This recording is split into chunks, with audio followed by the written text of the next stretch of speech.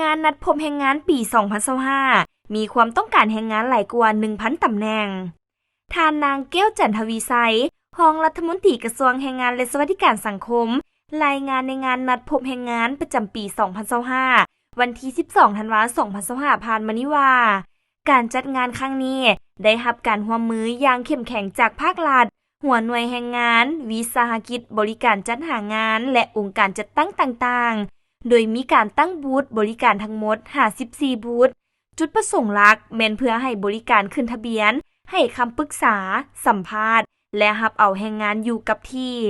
โอกาสเวียกเฮ็ดงานทำหลายกว่า 1,000 ตำแหน่งงานนัดพบแรงงาน3วันจัดขึ้นระหว่างวันที่ 12 หาวันที่ 14 ธันวาคม 2025ได้รวบรวมเอาตำแหน่งงานวางมีหลายกว่า 250 ตำแหน่งงานความต้องการแรงงานทั้งหมดหลายกว่า 1,082 คนซึ่งคาดว่าจะสามารถสำเร็จและบรรจุเข้าเฮ็ดเวียกได้อย่างน้อย200 กว่าคนตลอดระยะเวลาจัดงาน